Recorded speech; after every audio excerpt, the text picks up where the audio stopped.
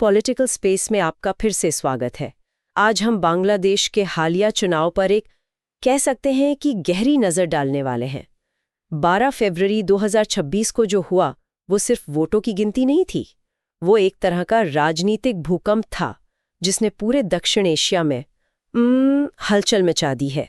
हमारे एक श्रोता ने हमें इस विषय पर Wikipedia, observer research foundation, the economic times और द गार्डियन जैसे कई बेहतरीन स्रोत भेजे हैं, और इन सबको खंगालने के बाद एक बात साफ हो जाती है।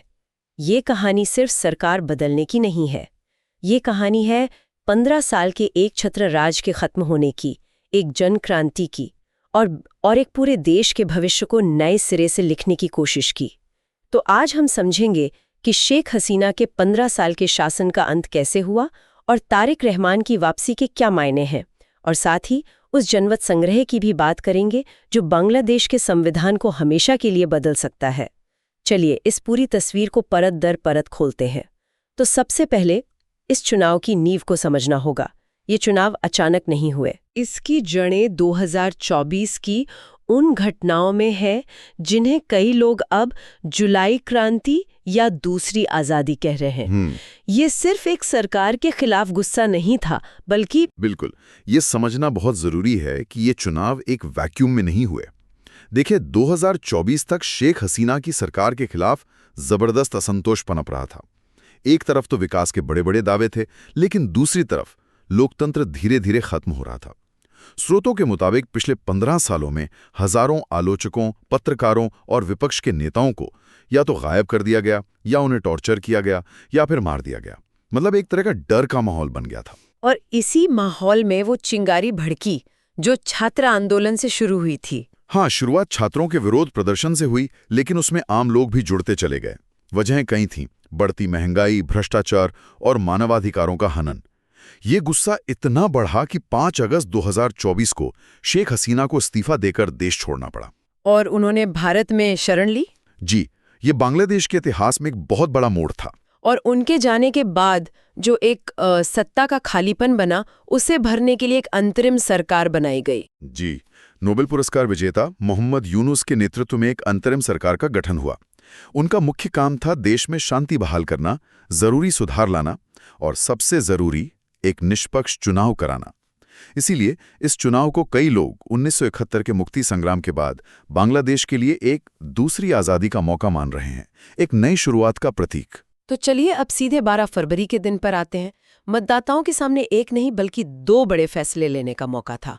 पहले बात करते हैं चुनाव के नतीजों की, जहां एक पार्टी को जबरदस्त बहुमत मिला। हाँ, नतीजे बिल्कुल साफ थे, इसमें कोई शक की गुंजाइश नहीं थी। तारिक रहमान के नेतृत्व वाली बांग्लादेश नेशनलिस्ट पार्टी यानी बीएनपी, उसने भारी जीत हासिल की। बीएनपी को अकेले 209 सीटें मिली। अकेले 209? जी, और गठबंधन के सहयोगियों के साथ उनका आंकड़ा 212 तक पहुंच गया। ये एक तरफा जीत थी। और तारिक रहमान की भी एक नाटकीय वापसी हुई है। 17 साल के निर्वासन के बाद वो देश लौटे, वो भी अपनी मां और पूर्व प्रधानमंत्री खालिदा जिया के निधन के कुछ ही समय बाद। अब वो सीधे प्रधानमंत्री की कुर्सी पर बैठने के लिए तैयार हैं। बिल्कुल, लेकिन नतीजों में एक और बहुत दिलचस्प बात है जिस पर शायद उतना ध्यान नहीं गया है। वो है जमात इस्लामी का उभार, JAI का। अच्छा। जमात 68 सीटें जीतकर मुख्य विपक्षी दल के रूप में सामने आई है। ये उनके इतिहास का अब तक का सबसे बेहतरीन प्रदर्शन है। 68 सीटें, ये तो एक बहुत बड़ा आंकड़ा है, खासकर उस पार्टी के लिए जो हमेशा हाशिए पर रही है। अगर हम पहले के चुनावों से तुलना करें तो ये कितना बड़ा उछाल है। जमीन आसमान का फर्क है। यहाँ ये याद रखना होगा, 1996 में जब जमात ने अकेले चुनाव लड़ा था तो उन्हें सिर्फ 3 सीटें मिली थी। सिर्फ 3? हाँ, तो 3 सीटों से 68 सीटों तक का सफर बताता है कि बांग्लादेश की राजनीति में एक बड़ा बदलाव आ रहा है। और ये सब तब हुआ है जब देश की एक और बड़ी पार्टी अवामी लीग पर तो चुनाव लड़ने से ही प्रतिबंध लगा दिया गया था। बिल्कुल। तो मतलब अवामी लीग के राजनीतिक वैक्यूम को सिर्फ बीएनपी ने नहीं बल्कि जमात-ए इस्लामी ने भी भरा है। ये आगे चलकर एक बहुत ही दिलचस्प समीकरण बनाएगा। खैर, अब उस दूसरे बड़े फैसले पर आते हैं जो वोटरों ने लिया, जनमत संग्रह। ये किस बारे में था? ये शायद चुनाव से भी ज्यादा महत्वपूर्ण हो सकता है। ये जुलाई चार्टर नाम के संवैधानिक सुधारों के एक पैकेज पर था, और इसमें लगभग 68.59% लोगों ने हाँ में वोट दिया। तो एक बड़ा बहुमत इसके पक्ष में था। हाँ, अब कानूनी तौर पर यह नई संसद पर बाध्यकारी नहीं है, लेकिन राजनीतिक रूप से ये एक बहुत बड़ा जनादेश है। ये जनता की तरफ से एक सीधा संदेश है कि वो देश को चलाने के नियमों में बुनियादी बदलाव चाहते हैं। तो क्या है इस जुलाई चार्टर के मुख्य प्रस्ताव? किन बड़े बदलावों की बात हो रही है? इसमें 47 संवैधानिक और 37 कानूनी सुधारों का प्रस्ताव है।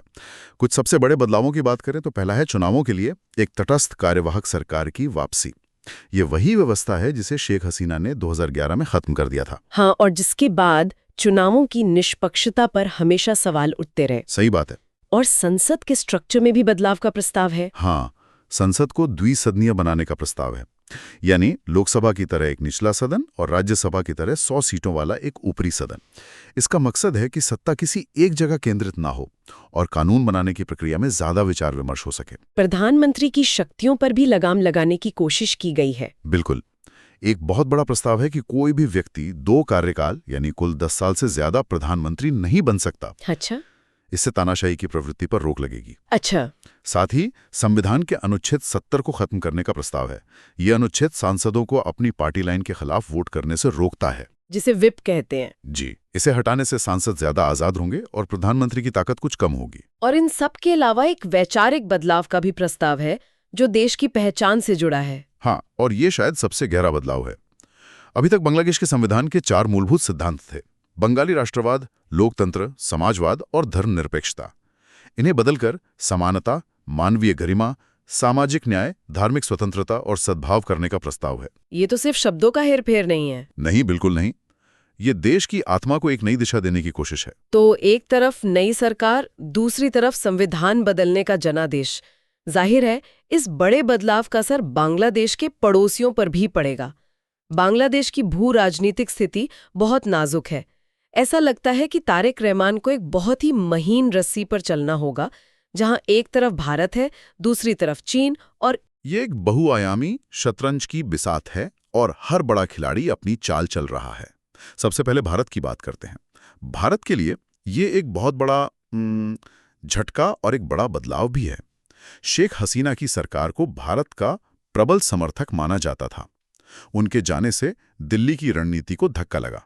लेकिन अब तो भारत नई सरकार के साथ तालमेल बिठाने की कोशिश कर रहा है। विदेश मंत्री एस जयशंकर की तारिक रहमान से मुलाकात हुई, प्रधानमंत्री मोदी ने उन्हें बधाई भी दी। तो भारत की मुख्य चिंता क्या है? देखिए, भारत की सबसे बड़ी चिंता अपने पूर्वोत्तर राज्यों की सुरक्षा है। हसीना सरकार ने उन उग्रवादी गुटों पर सख्ती की थी जो भारत के खिलाफ बांग्लादेश की जमीन का इस्तेमाल करते थे। अब दिल्ली ये सुनिश्चित करना चाहती है कि नई सरकार भी उस नीति को जारी रखे। इसीलिए जमात-ए-इस्लामी की तुलना में भारत बीएनपी को एक ज्यादा व्यावहारिक, मतलब एक प्रैक्टिकल विकल्प के रूप में देख रहा है, जिसके साथ काम किया जा सके। और इस खेल में चीन और अमेरिका कहाँ खड़े हैं? चीन बांग्लादेश का सबसे बड़ा व्यापारिक भागीदार है और उसने बहुत होशियारी से अपने पत्ते खेले हैं। वो सिर्फ बीएनपी से ही नहीं, बल्कि जमात-ए-इस्लामी से भी संपर्क बनाए हुए है। जमात से भी? हाँ, 2024 में चीनी राजदूत ने जमात प्रमुख से मुलाकात की थी, जो 10 साल में पहली बार हुआ था। अमेरिका ने भी जमात से संपर्क साधा है।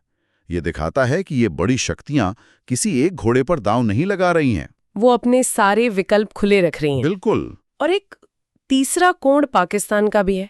कुछ स्रोतों में पाकिस्तानी सेना और आईएसआई की कुछ चिंताजनक गतिविधियों का भी जिक्र है।